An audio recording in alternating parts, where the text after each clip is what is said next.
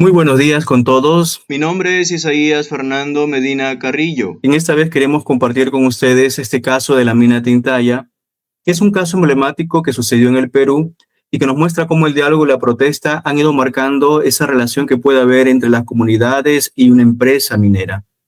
Tintaya es una mina que se encuentra en el distrito de Yauri, provincia del Espinar, en la región del Cusco, a unos 4.000 metros sobre el nivel del mar aproximadamente. Es un territorio netamente andino donde la minería moderna se instaló en medio de algunas comunidades campesinas que se dedicaban a la ganadería y también a la agricultura. Podemos ver una línea de tiempo que nos va a ayudar a tener un panorama de cómo se va a ir desenvolviendo los acontecimientos en torno a este caso de la mina Tintaya. Respecto al contexto político, podemos decir que desde 1968 a 1980, que es toda una etapa de dictaduras militares y que luego va a desembocar una democracia muy débil, el Perú nace con este proyecto minero en medio de este contexto muy frágil, con una poca capacidad de respuestas ante los problemas sociales que se le van presentando. Y por lo tanto, va a haber expropiación de tierras. Desde 1971 se le van a ir expropiando tierras a los campesinos, a las comunidades campesinas de la zona, hasta 1982, donde la mina ya puede llevar a cabo sus operaciones, y concretamente en estas tierras comunales del Espinar, donde se va a llevar a cabo la explotación minera. Esto luego va a crear una cierta desconfianza, un cierto resentimiento hacia las instituciones del Estado. También estuvo presente como contexto político una crisis económica y una deuda externa. Para 1980, cuando ya es el segundo gobierno del arquitecto Fernando Belaúnde Terry, el país está enfrentando una grave crisis financiera y esto va a limitar la inversión social y va a dejar a muchas comunidades andinas sin apoyo. Está presente también como contexto político un conflicto armado interno. Ya se está viendo la violencia de Sendero Luminoso del MRTA, lo que va a agravar la percepción de sentirse abandonados en medio del Ande. Por lo tanto, se percibe la ausencia de un Estado que no está presente allí en torno a ellos cuando ya la mina quiere iniciar sus operaciones. Esto va a llevar luego a crear un gobierno minero que de alguna manera pues les va a ayudar de una forma material, pero también va a crear una dependencia y una paz social que va a ser muy frágil. Y respecto al contexto social, ellos sufrieron el despojo de sus tierras. Para 1981 ya se habían expropiado 2.368 hectáreas de la comunidad de Ataicama, lo que provocó pérdidas de tierras agrícolas y ese resentimiento que va a permanecer a lo largo de los años. 5 comunidades en concreto se vieron afectadas directamente ante este impacto que recibieron de parte de aquellas empresas que imponían sus condiciones sin una previa consulta. Ellos también no van a tener servicios básicos, ni una representación política y por lo tanto van a percibir el aumento de una desigualdad. Va a estar la ausencia del Estado, se va a percibir y también una cierta dependencia. La empresa va a asumir roles de mediación, de desarrollo, creando ese gobierno minero informal que de alguna manera reemplazaba al Estado. El clima de violencia, la operación minera coincide justamente con esa etapa del conflicto armado que va a comenzar a generar en el país, va a aumentar inseguridad y una fragilidad de esa paz social que se va a sentir en toda la sierra del Perú. La organización social llegará después, en el transcurso de los años. Espinar logrará organizarse de una manera fuerte y ya lo iremos viendo en la exposición que harán mis compañeros. También estará la demanda socioeconómica porque estas comunidades exigirán empleo, exigirán que haya una buena infraestructura, exigirán que haya servicios básicos y ciertas compensaciones ambientales, especialmente por las cuencas de los ríos Salado y Cañipía. Buenas tardes, mi nombre es Valeria Miranda. A continuación voy a detallar quiénes fueron los actores principales que definieron el conflicto minero de Tintaya y finalmente compartiré mi aprendizaje sobre este caso. Empezamos con los principales involucrados. Este conflicto se entiende mirando a dos frentes iniciales. Por el lado de los sectores sociales, los principales afectados fueron 5 comunidades campesinas de la cuenca del río Salado. Entre ellas está Tintaya, Marquiri y Alto Huancané. Sus demandas eran claras: restitución de tierras expropiadas desde 1981, compensaciones y mitigación ambiental. Para defenderse se organizaron a través de la Federación Unificada de Campesinos de Espinar, que fue fundada en los 80, y más adelante el Frente Único de Defensa de los Intereses de Espinar, que fue clave para liderar fuertes movilizaciones y paros provinciales que forzaron la negociación. Por el lado de los sectores empresariales, la mina pasó por 3 etapas que marcaron la gravedad del conflicto. Todo inició con Minero Perú, responsable de las expropiaciones que generaron el resentimiento original. Luego ingresó BHP Bility, una etapa de alta tensión pero crucial. Su rol fue clave, ya que tras recibir quejas directas de su sede principal en Australia, se vio obligada a instalar la mesa de diálogo, marcando un hito en la resolución de conflictos en el Perú. Finalmente está Xstrata Cooper, que asumió la gestión en el 2006.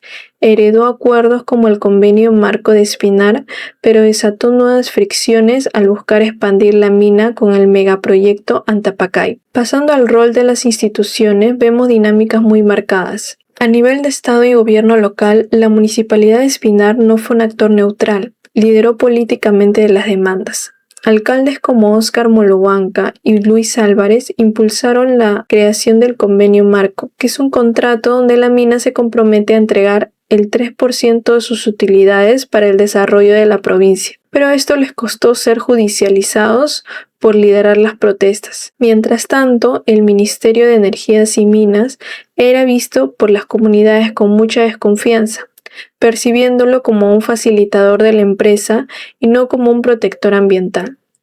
Ante esta polarización, la Defensoría del Pueblo tuvo que intervenir como árbitro neutral para evitar que la violencia escalara. Aquí entran los organismos de acompañamiento que fueron determinantes. ONGs nacionales como Cooper Action e IDL nivelaron la balanza de poder, dándole a las comunidades abogados y expertos ambientales para negociar con bases sólidas. Y a nivel internacional, Oxfam jugó una carta decisiva. Llevó las demandas locales hasta los oídos de los directivos globales, obligando a la empresa a sentarse en la mesa de diálogo en igualdad de condiciones. Buenas noches, profesor. Hoy voy a explicarle 3 puntos acerca del conflicto minero en Tintaya. Uno, en qué consistió realmente la disputa, cuál es su situación actual y una perspectiva futura que tengo de este. Y por último, una reflexión personal que rescato sobre el aprendizaje que nos deja este caso. Viene el punto 1, que es en qué consistió el conflicto. Para entender Tintaya hay que ver que no fue un simple no a la mina, sino que fue una disputa por el territorio y la dignidad de la población local. Esta tiene 3 puntos. Primero el punto 1, que es el origen, donde todo empezó por expropiaciones de tierras campesinas, donde las comunidades sintieron que sus derechos fueron vulnerados y las compensaciones fueron injustas. Luego vemos el punto 2, donde vemos que los recursos vitales. La minería empezó a competir con la agricultura por el uso del agua, lo que generó un temor profundo acerca de la supervivencia de sus actividades tradicionales de esta población. Y por último el punto 3, que es la estrategia. Lo que hace especial a este caso es que la población no solo protestó, sino usó la presión social como una herramienta para poder forzar el diálogo, buscando que la mina realmente aporte al desarrollo local y así mitigue sus impactos ambientales. Buenos días, mi nombre es Julio Alonso Murubarra Pasión y la pregunta que me tocó desarrollar es la número 4. ¿Cuál es el impacto del conflicto minero en la sociedad? El conflicto de Tintaya no es un rechazo total a la minería, sino una disputa por las condiciones en las que esto opera y su relación con el entorno. Los puntos claves que definen estos conflictos son 5, que iré desarrollando a continuación. Tensión por recursos. La disputa central ha sido el control de las tierras comunales, que originalmente tenían uso agropecuario. Las comunidades denuncian ventas forzadas y expropiaciones iniciales que afectaron a poblaciones como Tintaya, Marquiri, Alto Huancané y Huano. Competencia por el agua. La actividad minera se convirtió en un competidor directo por los escasos recursos hídricos de la zona, afectando especialmente a las comunidades de la cuenca del río Salado. Hito de negociación. El caso es emblemático por la firma del convenio marco en el 2013, donde por primera vez en el Perú una empresa minera acordó transferir directamente un porcentaje de utilidades a la población local, que fue un 3%. Estrategias globales. Ante la falta de atención de las autoridades nacionales, las comunidades recurrieron a instancias internacionales para denunciar violaciones a los derechos humanos y despojos de tierras, lo que forzó a la empresa a sentarse a negociar en una mesa de diálogo que fue instalado en el 2002. Dualidad constante. A pesar de los acuerdos, el conflicto ha tenido episodios violentos, como la toma de la mina en mayo de 2005. Esto se debió a la percepción de lentitud en el cumplimiento de los acuerdos y a la extensión de múltiples agendas que a veces se desarticulan entre sí. Pasando a la situación actual de este caso, bueno, podrían enfrentarnos donde estamos hoy y ver que el conflicto sigue activo y latente por dos razones. Uno, el problema de la confianza, que aunque existen mesas de diálogo, las comunidades sienten que los acuerdos se cumplen a cuentagotas o se cumplen, mejor dicho, están haciendo el trato incompleto.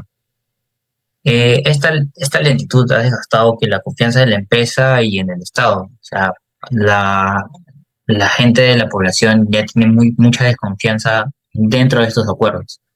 El punto dos es la preocupación ambiental.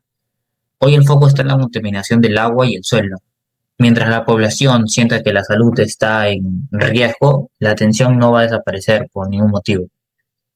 Y luego, una perspectiva futura que tengo de esto es que el caso de Intaya no tiene un final escrito. Su resolución va a depender mucho que, a pesar de las promesas, las acciones sean concretas. Si el diálogo no se traduce en obras de respeto ambiental, es casi seguro que las protestas van a continuar y no volverán. No, corrección, van a intensificarse.